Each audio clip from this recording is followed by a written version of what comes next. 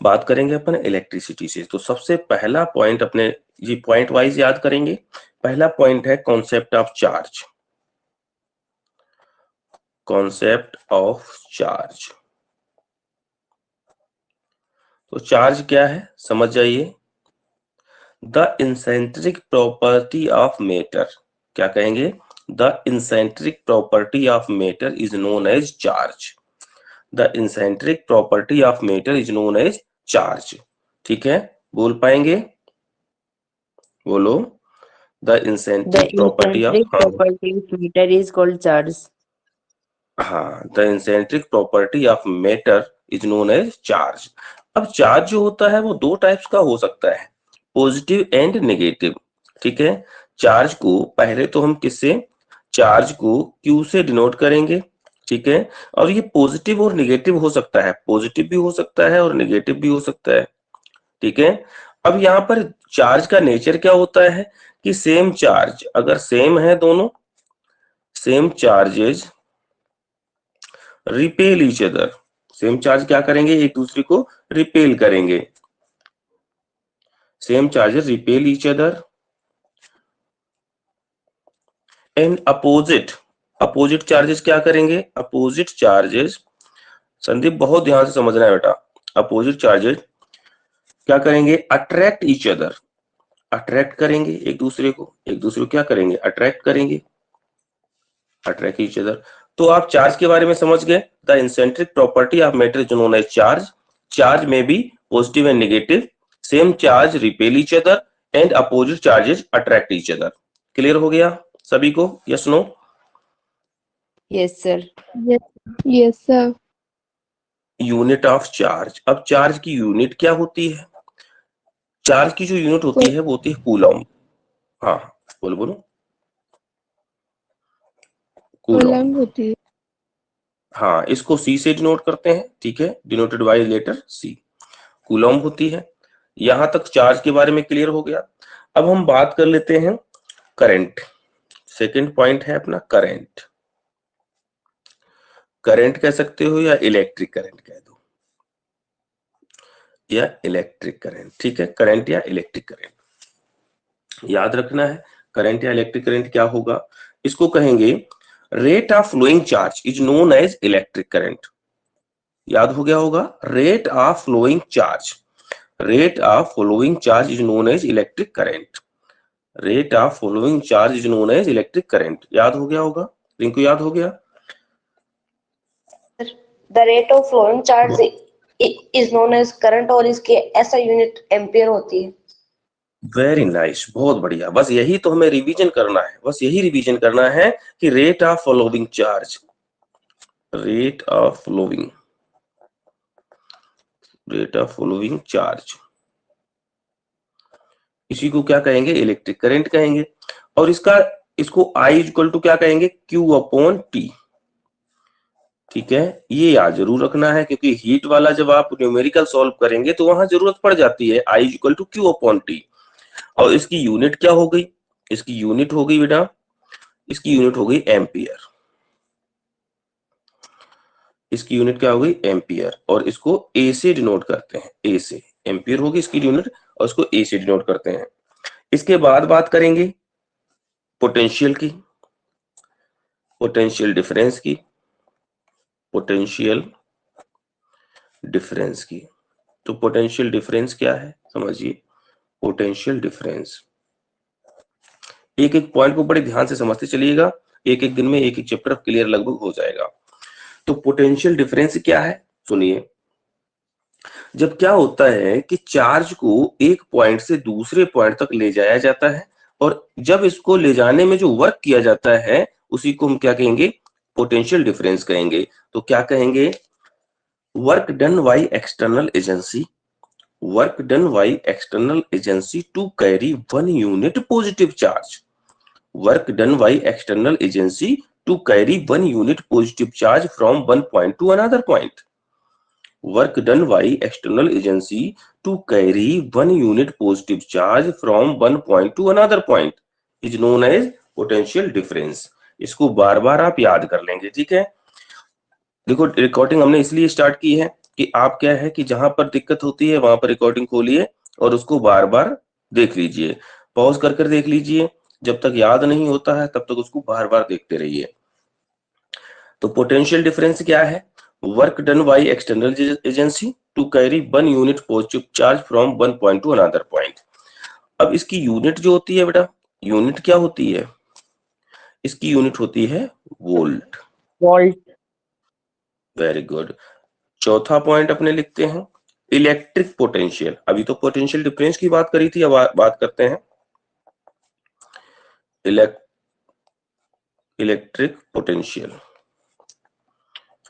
तो electric potential में होगा क्या, सिर्फ डिफरेंस है कि अब ये डिस्टेंस बढ़ा दी जाए। बढ़ा दी जाए मतलब इन्फिनिटी से चार्ज को लाया जाए उस पॉइंट तक, ठीक है। इन्फिनिटी से किसी पॉइंट तक अगर चार्ज लाया जाता है, ठीक है, तो इसको हम क्या कहेंगे? इलेक्ट्रिक पोटेंशियल कहेंगे। तो कहेंगे कैसे? Work done by external agency to carry 1 unit positive charge from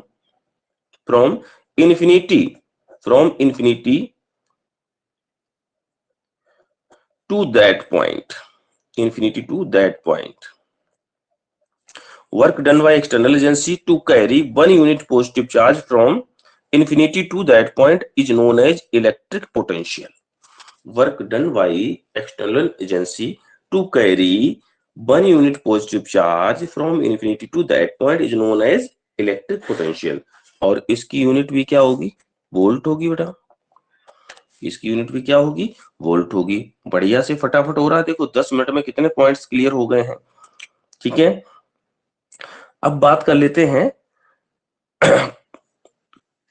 concept of resistance. Resistance क्या होता है? Concept of resistance. Concept of resistance, resistance होता क्या है समझिए। रेजिस्टेंस भी क्या है? एक इंसेंट्रिक प्रॉपर्टी है किसी भी मैटर की। रेजिस्टेंस इज आल्सो ए इंसेंट्रिक property of a matter which is opposite to the flow of current, जो करंट को बहने से, करंट को फ्लो होने से रोकती है। करंट को फ्लो होने से जो प्रॉपर्टी या जो फंडामेंटल प्रॉपर्टी रोकती है, उसी को हम क्या कहेंगे? रेजिस्टेंस कहेंगे। तो हम इसको कैसे कह सकते हैं? द फंडामेंटल यूनिट भी कह सकते हैं, the fundamental property of matter. ऐसे भी कह सकते हैं कि the fundamental property of matter which is opposite to the flow of current, जो फ्लो ऑफ करंट के अपोजिट होती है। संदीप, याद हो गया बेटा? Yes sir. बोलो। सर ये फंडामेंटल प्रॉपर्टी होती है जो करंट उसके अपोजिट होती है। वेरी गुड, याद रखिएगा। The fundamental property of matter which is opposite to the current. अब देखो आपको क्या करना है, मोस्टली आपको इंग्लिश में ही रखना है क्योंकि आपको लिखना है, ठीक है। समझ में तो देखो हमने कई बार पढ़ा दिया, इसलिए समझ में तो सब आ गया होगा लगभग, ठीक है। क्या कहेंगे? The fundamental property of matter which is opposite to the flow of current. The fundamental property of matter which is opposite to the flow of current. Clear हुआ? चलिए। Yes sir. Yes, sir. अब इसकी unit जो होती है बेटा वो होती है ओम। यूनिट जो होती है इसकी, यूनिट जो होती है वो होती है ओम। ओम। इसको, इस रिकॉर्डिंग को एक बार दो बार जरूर देखिएगा, ठीक है। इससे क्या है कि एकदम क्लियर हो जाएगा, इसीलिए हमने रिकॉर्डिंग ऑन कर दी है और आप बढ़िया तरीके से समझते चलिएगा।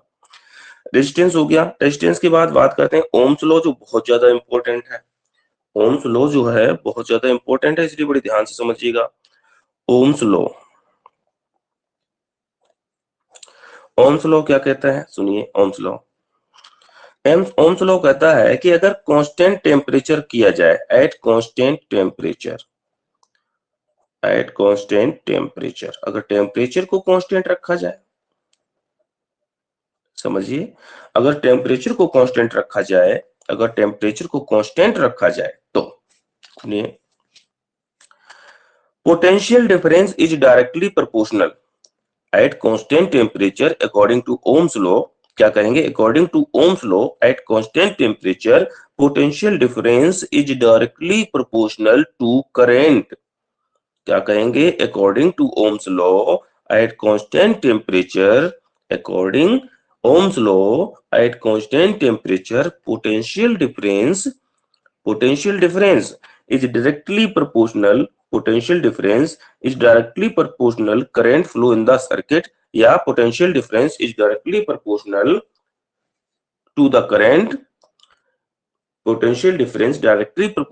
current of the circuit, ठीक है।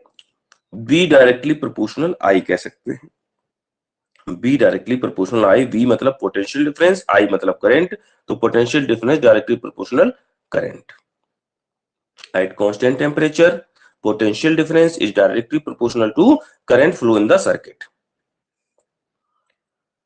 क्लियर हो गया भाई सभी को? Yes, Yes, sir. sir.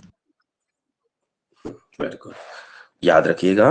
तो V यहां पर जब इस डायरेक्टली प्रोपोर्शनल का साइन हटाएंगे तो यहाँ इक्वल लगा देंगे, और जब इसको हटाते हैं तो इक्वल के साथ ही एक कांस्टेंट जुड़ जाता है जो हमने R जोड़ दिया, V इक्वल टू IR या V इक्वल टू RI, ठीक है। अब V इक्वल टू RI तो लिख दिया, V इक्वल टू क्या लिख दिया अपन ने? RI। तो यहां पर R क्या है? Where R is a constant, where R is a constant, where R is a constant, it is known as resistance. इसको ही हम क्या कहेंगे? रेजिस्टेंस कहेंगे। इसको क्या कहेंगे? Resistance. Where R is a constant, it is known as resistance, जिसको हम क्या कहते हैं? रेजिस्टेंस कहते हैं। बोलो, हुआ क्लियर? Yes, sir. चलिए, अब यहां तक क्लियर हो गया। अब हम बात करेंगे कि R कहां कहां डिपेंड होता है। ये R जो होता है डिपेंड किस किस चीजों पर होता है, और उसी से हम निकालेंगे कौन? रेजिस्टिविटी या स्पेसिफिक रेजिस्टेंस। बात समझे कि हम R देखेंगे कौन कौन से फैक्टर्स पर डिपेंड करता है, कौन कौन से फैक्टर जो होते हैं R को प्रभावित करते हैं, इफेक्टेड करते हैं। इसी से हम क्या करेंगे? स्पेसिफिक रेजिस्टेंस या रेजिस्टिविटी को फाइंड करेंगे। देखिए,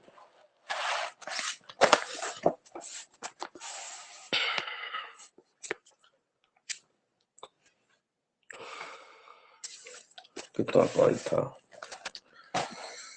6-7 पॉइंट।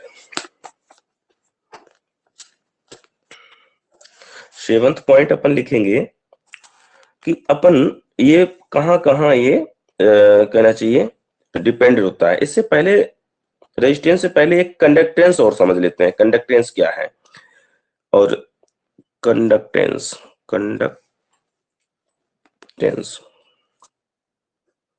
ये नहीं बताया होगा कि कंडक्टेंस क्या होता है। रेजिस्टेंस तो समझा हुआ है आपका, कंडक्टेंस और समझिए, सिंपल सा है। The reciprocal of resistance is known as conductance. याद हो गया बेटा उजाला?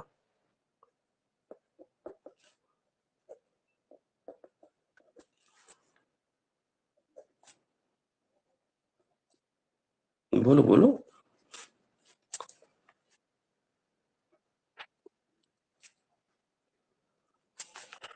The reciprocal of resistance is known as conductance. Very good, conductance. The reciprocal of resistance is known as conductance, ठीक है। नेक्स्ट पॉइंट अपन बात कर लेते हैं, factor affecting of resistance. Factor affecting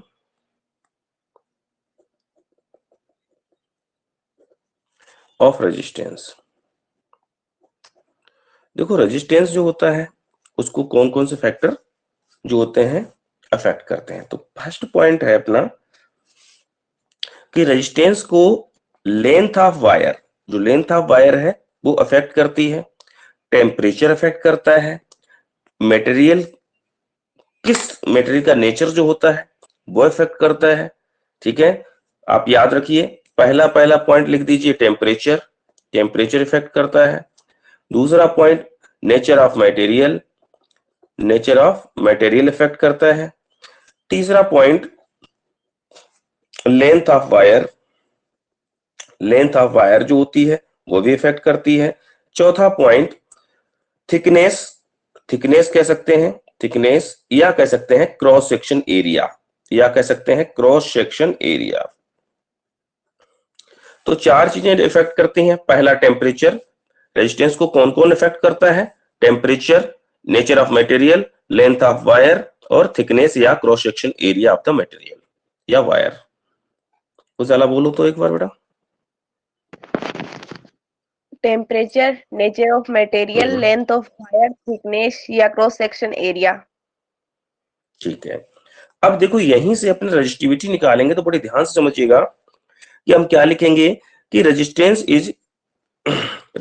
is के एकदम से कैसे इतना ज्यादा वाइट हो गया, हाँ सही हो गया।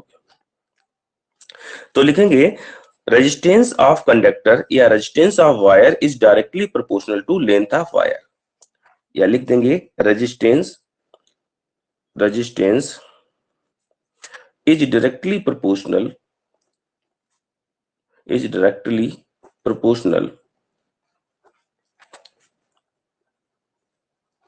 resistance is directly proportional to length of wire. Resistance is directly proportional to length of wire, तो आप क्या लिखेंगे? आर डायरेक्टली प्रोपोर्शनल एल, और इसको इक्वेशन 1 डाल देंगे। ठीक है, resistance is directly proportional to length of wire यानी R directly proportional L, equation 1 हो गई।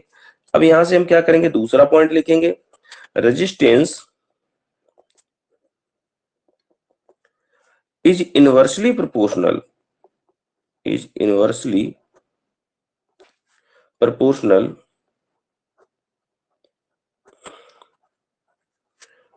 to cross section area, यानी R इनवर्सली प्रोपोर्शनल हो जाएगा A 1/A, इसीलिए इसको इनवर्सली प्रोपोर्शनल बोला है। दोनों को जोड़ देंगे, इक्वेशन 1 और इक्वेशन 2 को जोड़ देंगे। इक्वेशन 1 और इक्वेशन 2 को कंबाइन करिए। ऑन कंबाइनिंग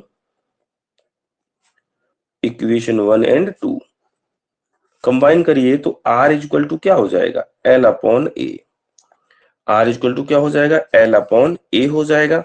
जब R equal to L upon A हो जाएगा, sorry R directly proportional L upon A हो जाएगा, तो यहाँ इक्वल लगाइए। हमने बताया इसको हटाएंगे तो इक्वल लगाएंगे, तो यहाँ एक कांस्टेंट जोड़ देंगे जिसको हम क्या कहेंगे? रो कहते हैं। ये पी के जैसा होता है जिसको हम रो कहेंगे, और ये हो जाएगा L अपॉन A। ठीक है, क्या हो जाएगा? L upon A। ठीक है, जब L अपॉन A हो गया तो यहां पर हमारा रो की अगर हम वैल्यू निकालें, वेयर यहां लिख देंगे वेयर रो, ठीक है, is a constant, rho is a constant, ये कांस्टेंट है, और इसको हम क्या कहते हैं? इसको स्पेसिफिक रेजिस्टेंस या रेजिस्टिविटी कहते हैं। It is known as specific resistance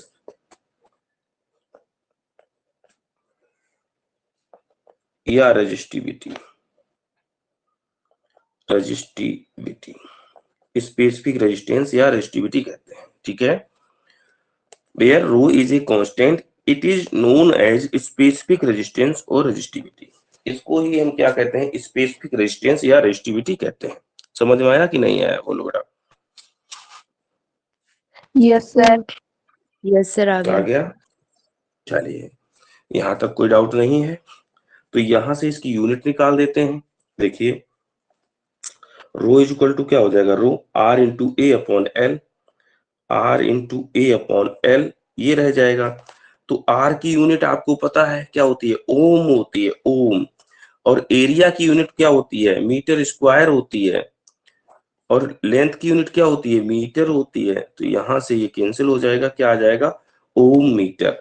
क्या आ जाएगा? ओम मीटर। ये किसकी यूनिट हो गई? Unit of resistivity, unit of resistivity. नबी से समझ में आ गया बेटा? बढ़िया से।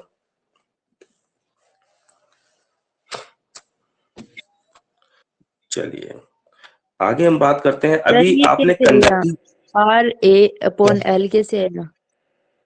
हाँ देखो यहाँ रो है, ये डिवाइड में है, इधर गया तो कैसा हो गया, मल्टीपल में हो गया तो आर इंटू ए हो गया। अब ये मल्टीपल में है, ये डिवाइड में आ जाएगा तो अपॉन एल हो गया। ये डिवाइड में आएगा ना, ये डिवाइड में आएगा और ये मल्टीपल में जाएगा तो R into A upon L equal to rho. हो गया दिव्या एकदम क्लियर? Yes sir. चलिए अब बात करते हैं कंडक्टिविटी। ये तो रेजिस्टिविटी की बात कर ली है, अब अगला पॉइंट अपन देख लेते हैं कंडक्टिविटी। कंडक्टिविटी क्या है? कंडक्टिविटी, अभी तो रेजिस्टिविटी देखा था, अब कंडक्टिविटी।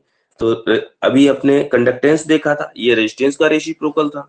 कंडक्टेंस क्या था? Reciprocal of resistance. तो कंडक्टिविटी क्या हो जाएगी? The reciprocal of resistivity. क्या कहेंगे? The reciprocal of resistivity is known as conductivity. The reciprocal of resistivity, the reciprocal of resistivity is known as conductivity. The reciprocal of resistivity is known as conductivity. हो गया clear बेटा? बोलो। Yes, sir. Yes sir. अब इसको हम sigma से denote करते हैं, कंडक्टिविटी को हम सिग्मा से डिनोट करते हैं। ये सिग्मा का साइन होता है, सिग्मा, ऐसे सिग्मा से डिनोट करते हैं। तो सिग्मा इक्वल टू क्या हो जाएगा? 1 अपॉन रो। ठीक है, ये तो हो गई कंडक्टिविटी।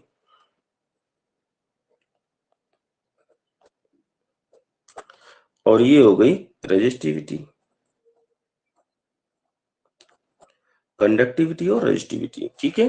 अच्छा, इसके बाद बात कर लेते हैं सुपर कंडक्टर। ये सुपर कंडक्टर क्या होता है?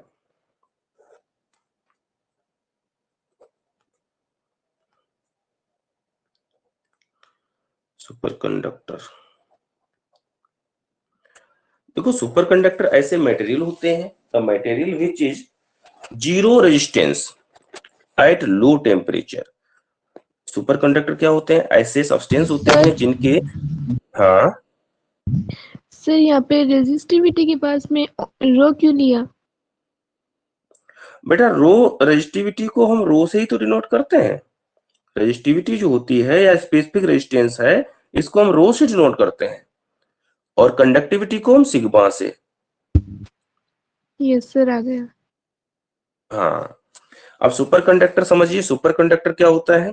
यानी कि the material which is zero resistance, the material which is zero resistance at low temperature. क्या लिखेंगे? क्या लिखेंगे? द मटेरियल या द सब्सटेंस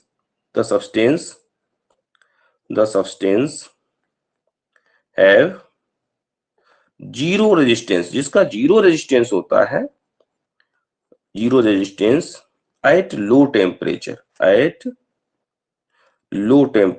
ऐसे सब्सटेंस जिनका क्या होता है? रेजिस्टेंस जीरो होता है, कहां पर? लो टेम्परेचर पर, are known as super conductor.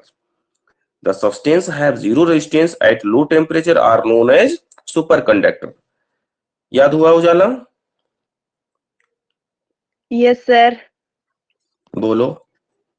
The substances that have zero resistance at low temperature. Very good, ठीक है। जिनका, ऐसे सब्सटेंस जिनका जीरो क्या होता है?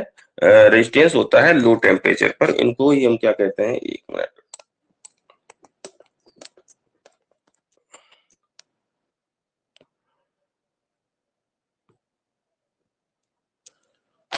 इनको ही हम क्या कहते हैं? सुपर कंडक्टर कहते हैं। अब बात कर लेते हैं अपने रेजिस्टेंस की, ठीक है। तो रेजिस्टेंस का कॉम्बिनेशन जो होता है वो दो तरीके का होता है। Combination of resistance. अच्छा, यहाँ एक चीज हम भूल गए थे, ओम्स लॉ के कुछ एप्लीकेशंस थे, ग्राफ था, ठीक है, वो मैं थोड़ा सा दिमाग से उतर गया था, बता देता हूं मैं यहीं पे, बाद में कॉम्बिनेशन करते हैं। V और I में जो ग्राफ बनता है, V एंड I में जो ग्राफ बनता है, BI ग्राफ कहते हैं जिसको, वो क्या होता है बेटा, एक स्ट्रेट लाइन मिलती है। V और I में जब ग्राफ बनता है वो क्या मिलती है हमें, एक स्ट्रेट लाइन मिलती है। ठीक है, ये स्लोप हमारा क्या कहलाएगा, रेजिस्टेंस कहलाएगा। ये जो स्लोप है इसको हम रेजिस्टेंस कहेंगे। ठीक है, और वी आई में जो ग्राफ मिलता है, ठीक है, वी और आई में जो ग्राफ मिला है, ठीक है, वो हमें जो स्लोप मिलता है वो क्या मिलेगा, एक रेजिस्टेंस मिलेगा या स्ट्रेट लाइन मिलेगी। ठीक है, ये भी आप याद रखिएगा। तो कॉम्बिनेशन ऑफ रेजिस्टेंस की बात करेंगे तो सबसे पहले हम बात करेंगे सीरीज कॉम्बिनेशन। सीरीज कॉम्बिनेशन,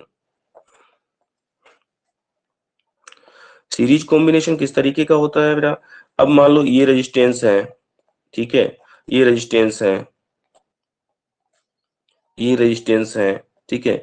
अब एक रेजिस्टेंस हमारे कहलाते हैं सीरीज कॉम्बिनेशन में। ठीक है, क्योंकि यहाँ जो करंट यहाँ आ रहा है वही करंट यहाँ आएगा, वही करंट यहाँ आएगा। अगर करंट डिवाइड नहीं होता है तो इस तरीके का जो हमारा कॉम्बिनेशन होता है वो सीरीज कॉम्बिनेशन होता है। तो इसके लिए टोटल रेजिस्टेंस क्या हो जाएगा पूरे सर्किट का, टोटल रेजिस्टेंस जो है, टोटल रेजिस्टेंस जो है वो हो जाएगा बेटा, इसको R ले लो कैपिटल, और यहाँ पर हो जाएगा R1 plus R2 plus R3, यानी जितने भी रेजिस्टेंस हैं उनका अल्जेब्रिक सम। ठीक है, उनका सम ही क्या होगा, टोटल रेजिस्टेंस होगा। क्लियर हुआ? Yes, sir. ठीक है, अब बात कर लेते हैं पैरेलल कॉम्बिनेशन की। पैरेलल कॉम्बिनेशन की बात कर लेते हैं। पैरेलल कॉम्बिनेशन क्या होता है, देखो अब करंट यहां से तो चला था, अब कुछ करंट इधर चला गया, कुछ करंट इधर चला गया है, और भी जुड़े हो तो वो भी उधर भी जा सकता है। तो ये हमारा जो कहना चाहिए कॉम्बिनेशन है R1 का और R2 का, ये हमारा कॉम्बिनेशन कहलाता है पैरेलल कॉम्बिनेशन। इसके लिए हम क्या करते हैं, 1/R equal to 1/R1 plus 1/R2। ठीक है, अगर इसको और सोल्व करोगे तो R की वैल्यू क्या हो जाएगी बेटा, R1 into R2 upon R1 plus R2, ये रहेगी। ठीक है, इसको सोल्व करोगे, R की वैल्यू निकालोगे तो इसका रेसिप्रोकल करोगे एलसीएम लेने के बाद, तो हमारा क्या बनेगा, R1 R2 upon R1 plus R2। याद रह जाएगा? कोई दिक्कत तो नहीं आ रही किसी को? No sir. No, sir. ठीक है, चलिए, ये तो बात रही अपने कॉम्बिनेशन की। ठीक है, रेजिस्टेंस तक की अपने बात पूरी कर दी है। अब हम बात कर लेते हैं पावर की।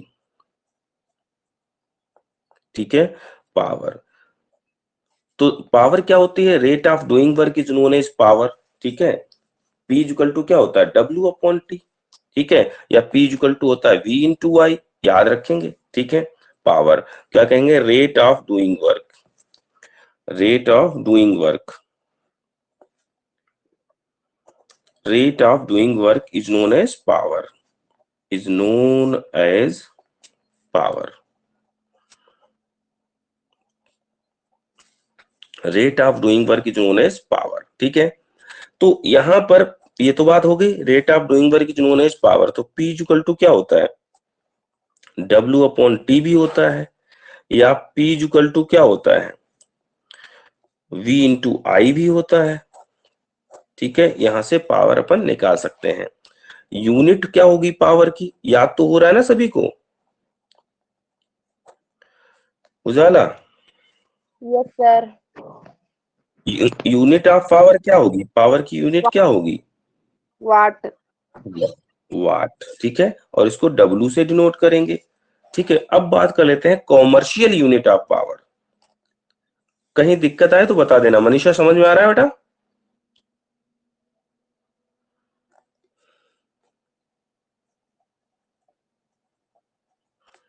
मनीषा,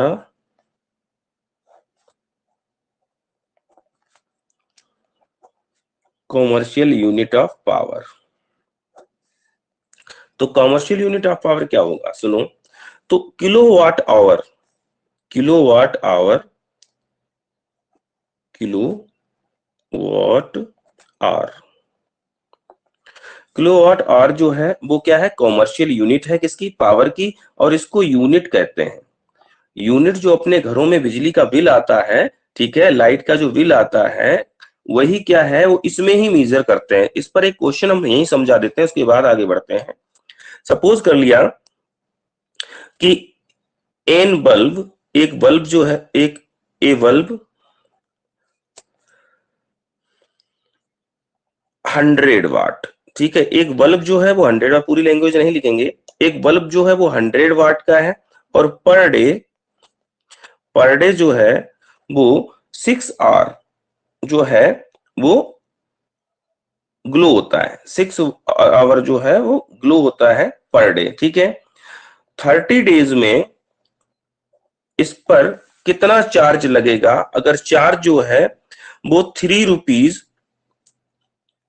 पर यूनिट है, 3 रुपए पर यूनिट है, तो 30 दिन का कितना बिजली का बिल आएगा? क्वेश्चन सबको समझ में आ गया होगा। एक बल्ब जो है वो 100 वाट का है, 6 घंटे पर डे चलता है, 30 दिन में 3 रुपए के हिसाब से उस पर कितना बिजली का बिल आएगा? तो समझ लो बेटा, उजाला ने कर लिया होगा, कर लिया कि नहीं कर लिया बेटा? दिव्या, सर अच्छा देखो, ये 100 वाट का था बेटा, ये वाट है, पर डे 6 घंटे चल रहा है, तो एक दिन में इसने कितने ले लिए? 600 वाट ले लिए। 600 वाट की पावर जो है ना इसने कंज्यूम करी है, 30 दिन चल रहा है, तो 30 का और मल्टीपल कर दो, तो ये कितना हो गया? 6 3 जा 18,000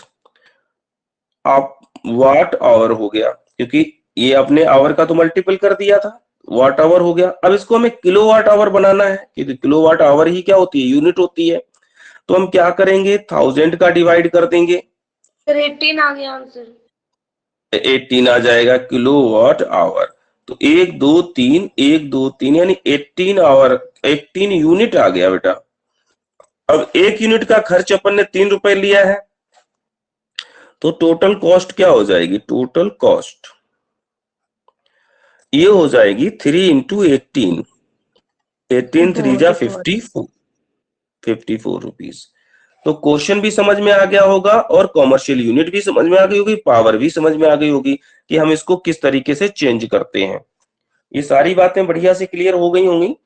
अब हम बात कर लेते हैं, एक अपना लास्ट बचा है जूल्स लॉ, ठीक है। जूल ने एक लॉ दिया था, जिसको हम जूल्स लॉ के नाम से जानते हैं, या जूल्स हीटिंग लॉ के नाम से जानते हैं।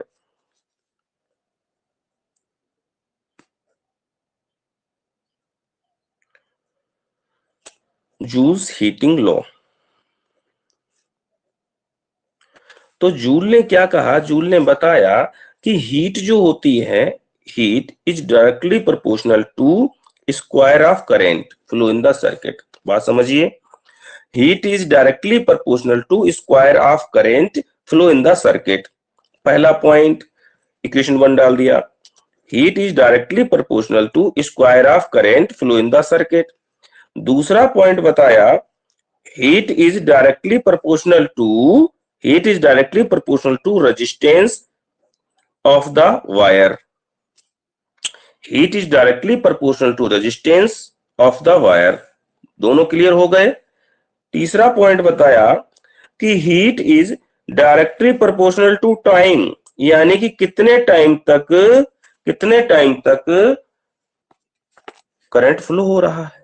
जितनी ज्यादा देर तक करंट फ्लो होगा उतनी ज्यादा हीट होगी, जितना ज्यादा रेजिस्टेंस होगा उतनी ज्यादा हीट होगी, जितना ज्यादा करंट फ्लो होगा उतनी ज्यादा हीट होगी, ठीक है। अब ये तीनों इक्वेशंस को अपन क्या कर देंगे? तीनों इक्वेशन को अपन कंबाइन कर देंगे, ऑन कंबाइनिंग इक्वेशन 1 2 3।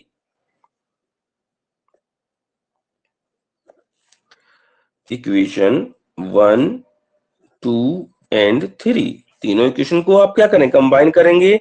तो H डायरेक्टली प्रोपोर्शनल क्या हो गया? I square RT। अब ये स्क्वायर हटा देते हैं, या सीधा लिख देते हैं H equal to I square RT, और इसी को आप क्या कहेंगे? इसी को कहेंगे क्या? Joules law. क्या कहेंगे? Joules law. अब यहां पर याद रखने वाली बातें सिर्फ इतनी हैं कि यहां पर जो हमारा करंट है I, इसको हमेशा एम्पियर में ही रखना है। हमारा आर जो है इसको ओम में ही रखना है, ये तो इन्हीं में होते ही हैं, इनकी और कोई चेंजिंग नहीं होती। लेकिन टाइम जो होता है, टाइम इसको डे में दे दिया जाता है, कभी आवर में दे दिया जाता है, कभी मिनट में दे दिया जाता है, तो उसको आपको चेंज करके कहाँ लाना पड़ेगा, सेकंड में। ये बात याद रखनी है, बस यहाँ पर टॉपिक यहाँ पर है, ठीक है। नोट इसी को रखना है कि हमारा टाइम जो है वो सेकंड में ही होना चाहिए, टाइम जो है वो किस में होना चाहिए, सेकंड में, ठीक है। टाइम अगर सेकंड में है तभी ये बात बैठती है। क्लियर हो पाया या नहीं? Yes sir. Third point sir. बताना सर। थर्ड पॉइंट ये कह रहा है, यहां से बताऊं या ये वाला? नहीं, ऊपर वाला third point, heat is directly हाँ। Proportional to time, heat is directly proportional to time. मतलब ये है कि किसी वायर में जो टाइम करंट फ्लो हो रहा है, करंट फ्लो हो रहा है वो कितने टाइम के लिए फ्लो हो रहा है, उतनी ही ज्यादा हीट होगी, ठीक है। जितना ज्यादा टाइम लगेगा उतनी ज्यादा हीट होगी। जैसे अपन कोई हीटर ऑन करते हैं तो वो जितनी देर तक चलता रहता है उतनी ज्यादा हीट रहती है, और जितनी कम देर तक चलेगा तो हीट कम प्रोड्यूस होगी। समझ गए? Yes sir.